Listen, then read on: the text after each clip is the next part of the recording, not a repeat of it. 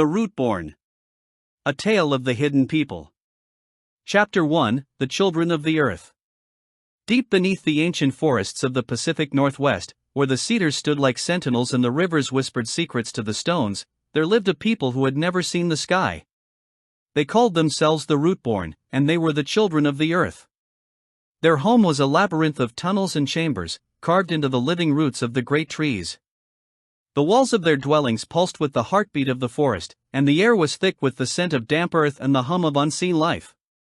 They had no need of fire, for the roots themselves glowed with a soft, bioluminescent light, casting the tunnels in an eternal twilight. Kale was one of them.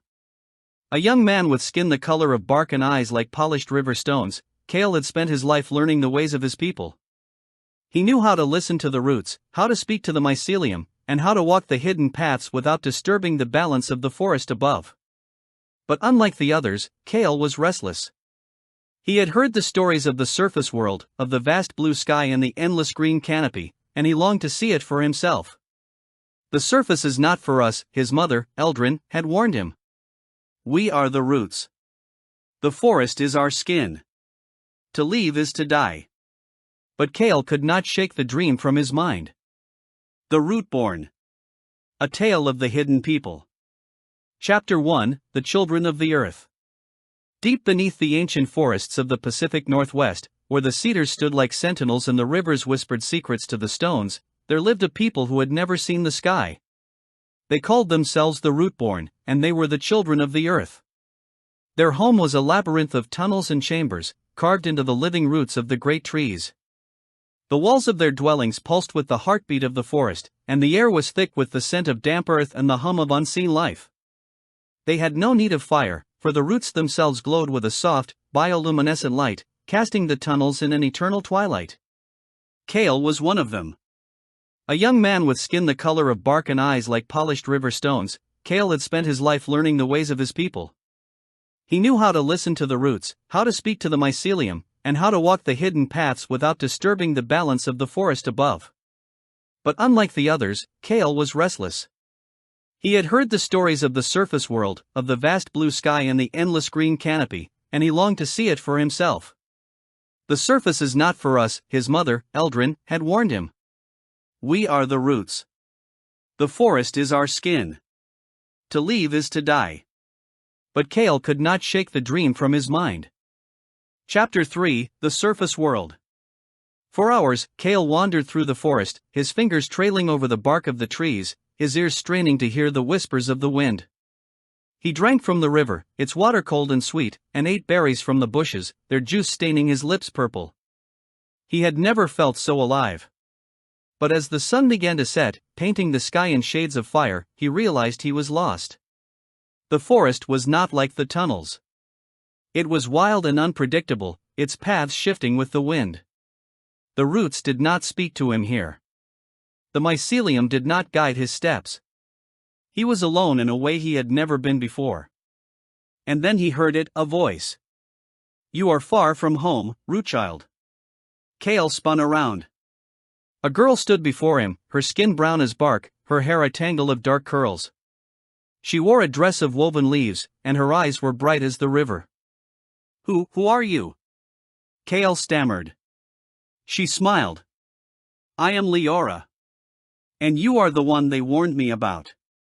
Kale's heart sank. They know I'm here? Leora laughed. The forest knows everything. But don't worry. I won't tell. She held out her hand. Come. I'll show you the way back. Kale hesitated, then took her hand. Her skin was warm, her grip strong. Why? He asked. Because, she said, her eyes twinkling, I've always wanted to meet one of you. Chapter 4: The Hidden People.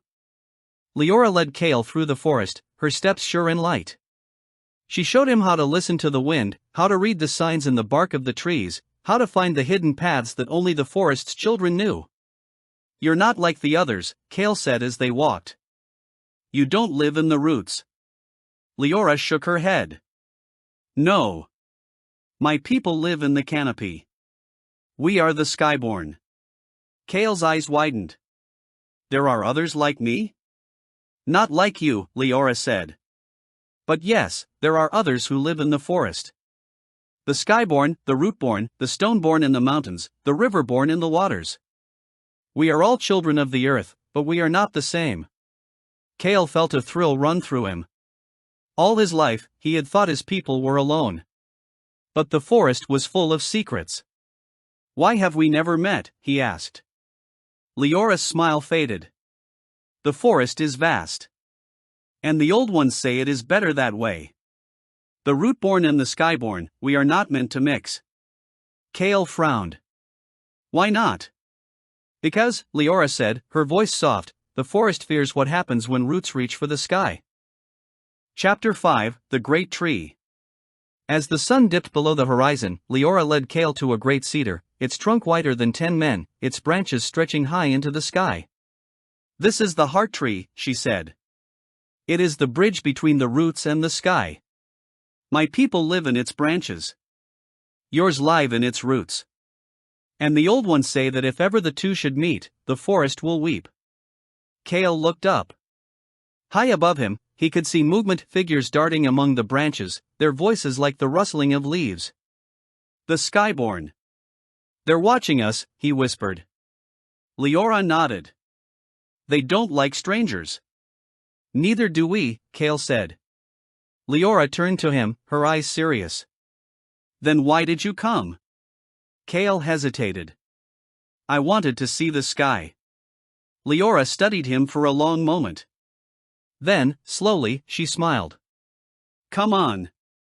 I'll show you. She took his hand and led him to the base of the tree. Then, with a grace that made Kale's heart race, she began to climb. Kale followed, his fingers finding holes in the rough bark, his body remembering the ways of the roots. Higher and higher they climbed, until the world below faded into darkness and the wind whipped through Kale's hair. And then they were there, above the canopy, the sky stretching endlessly in every direction, the stars beginning to blink into life. Kale gasped.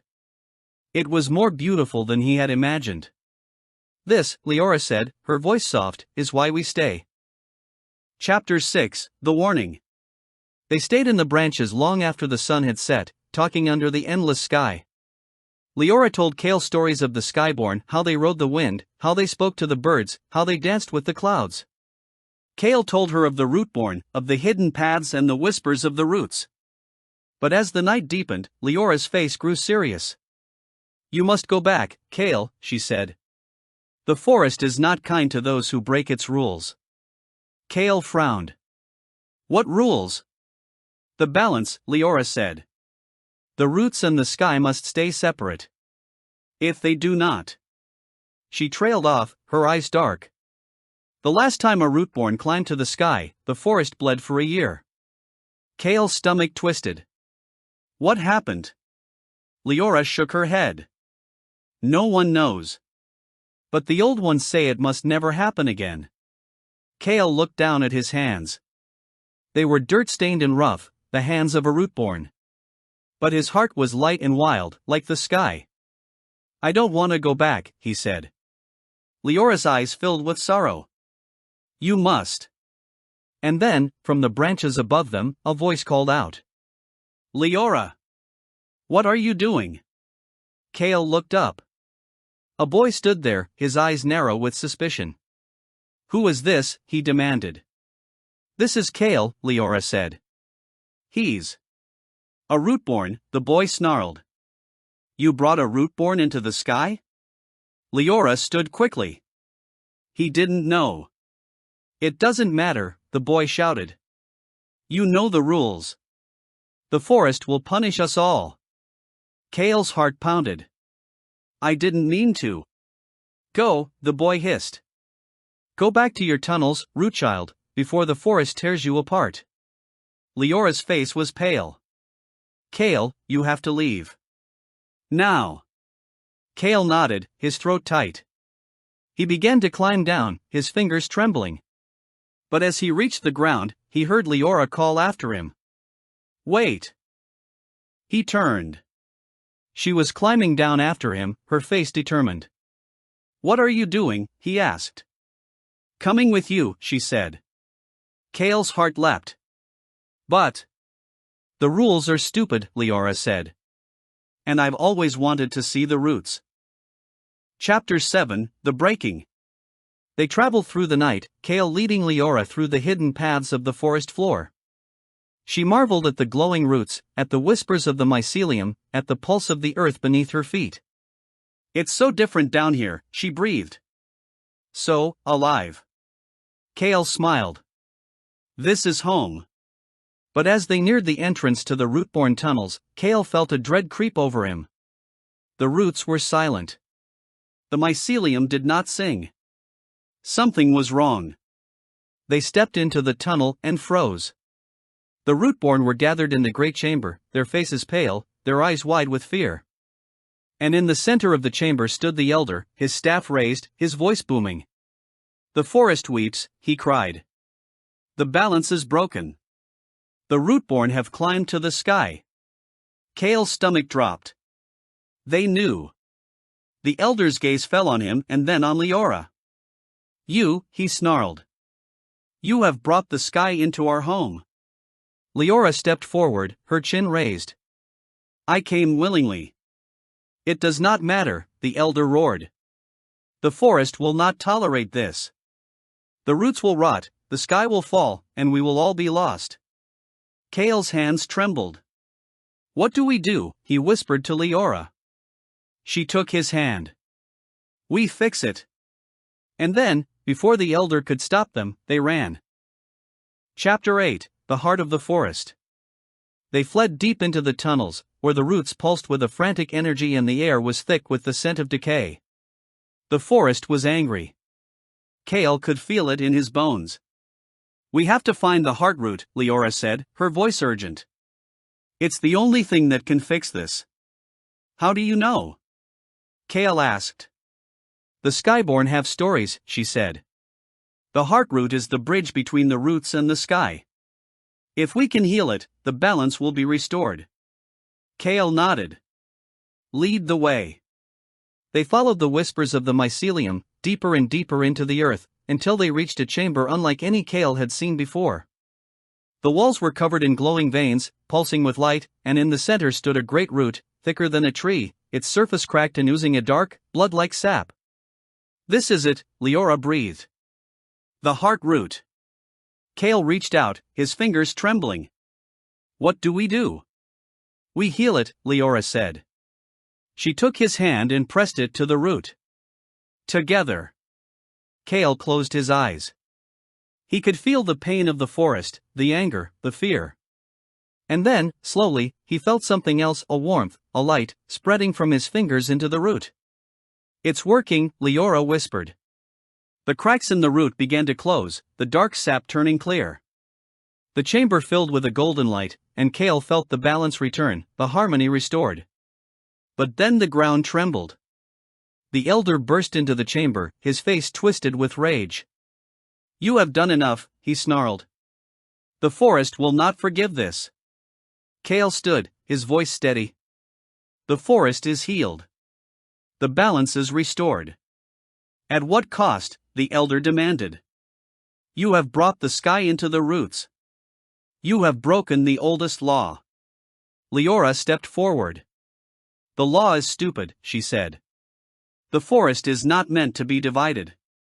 It is meant to be whole. The elder's eyes blazed. You do not understand. I understand that we are stronger together, Kale said. The Rootborn and the Skyborn. The earth and the sky.